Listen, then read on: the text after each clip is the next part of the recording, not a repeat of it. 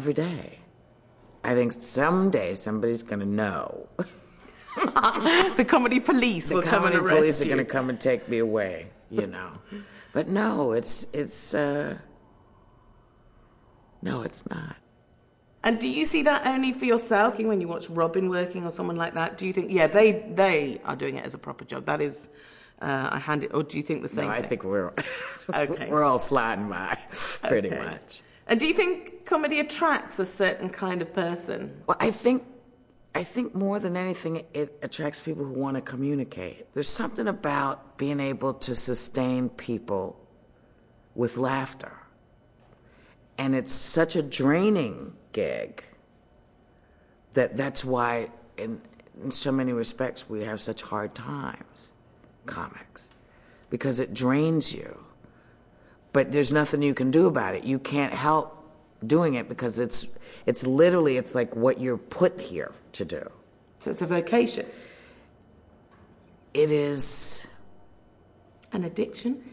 No, because I think you're born with it. I think you're born, it's, you know, if you go through the assembly line of babies coming from like the baby factory, there's a for comics.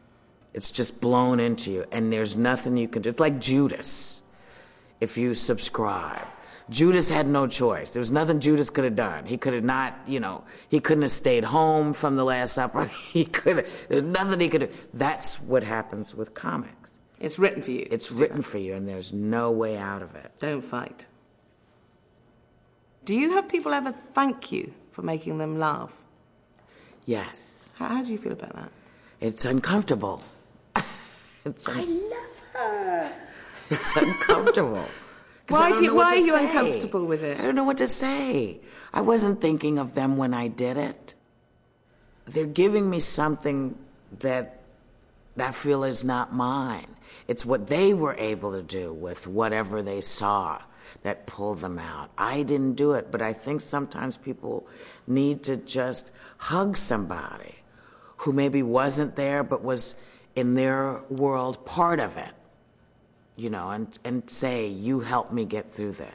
And it's a wonderful thing. It's a wonderful thing, but I always feel like such a scammer. You feel like a fraud? Absolutely. Do you accept it, though? Not as well as I think I could. It makes me very uncomfortable because I want to say I didn't know I was doing it. That wasn't your purpose. That wasn't my purpose. Yeah. You know. But maybe it's the gracious thing to do, is to accept it, even if ultimately the thanks aren't to you, they're kind of going somewhere else. Well, you always want to be gracious, but you want to say, but did you thank your doctor? And did you thank the nurses that put up with, you know, you in this really tough period? Did you thank your kids? Or people come up and they say, you know, you made my mother's last months better because she just watched your movies over and over. You know, and thank you. Yeah. Yeah. It's hard, isn't it? Because it's rude to bedoing that straight back at somebody is rude. Yeah. But on the other hand, hard to accept. Well, it goes with that's been put in you. Okay. That's part of what you have to do. And I don't think there are very many of us who can sort of keep our heads up when we're saying thank you very much, you know.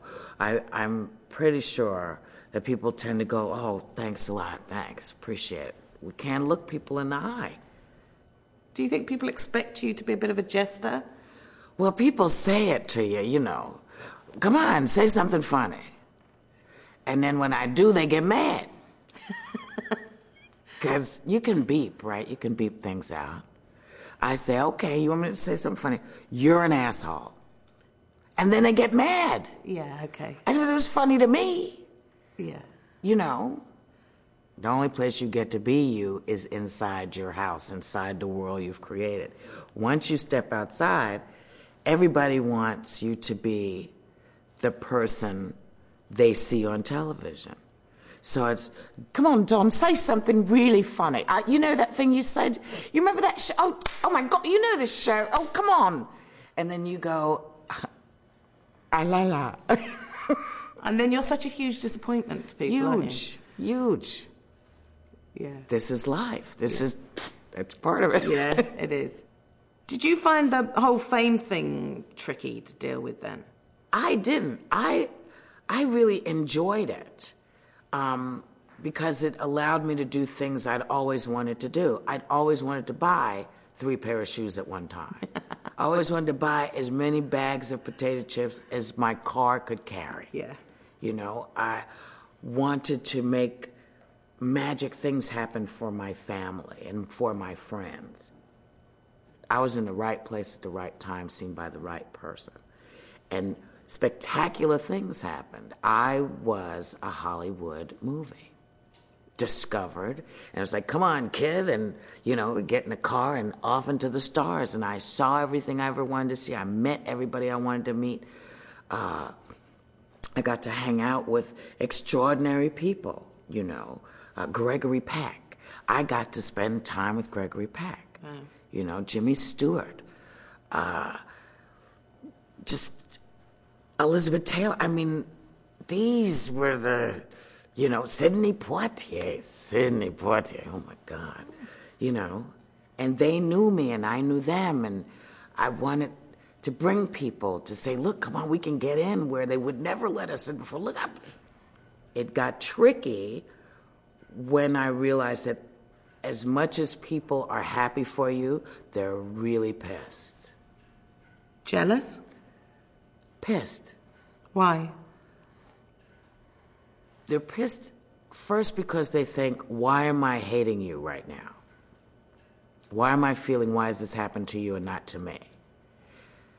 And how are you going to change? You're going to become those people that we've read about and laughed about, so I'm not going to hang out very much with you anymore. And people disappear. Whose approval do you seek, or do you seek anybody's? Nobody's. My own, you know, really my own. What about your child? No. Do you care what she thinks about the work that you do? No, because I know that she is aware that I'm doing what I must do. But she's very supportive. You know, once she became a woman, they go through a teen tunnel. In her teens, you know, I couldn't if I turned myself inside out, it wouldn't have been enough. There wasn't enough of anything that I could do. But she hit 21, it was like, Mother, hi, oh, you're so smart. I just so love you. It's like, wait, but I thought we were fighting. Yeah, who are you? Yeah, really. What have you done with her? You've eaten my daughter. yes. You know, and so it was, you know, a couple of years of like, when are you going to revert back to that person? And so far, you know, she's in her 30s now, and she's pretty good. And now she can say to me, you know what? I totally get why you did what you did. Here's where you were wrong in doing it. And here's why I understand that you did it, that you needed to do it, and you couldn't have done it any other way. Okay. And if you had to point to personal milestones in your life, times when you think, that was a good thing I did, that was a favourite moment, what would they be? Don't know yet. You have to ask me in about 20 more years. Okay, so you got plenty to come. I hope. Yeah, good. Here's my signal for it's all over. Here's my signal for damn.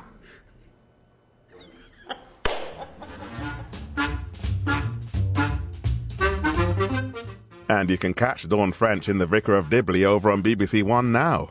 Up next on BBC 4, Charlie Brooker's Screen Wipe.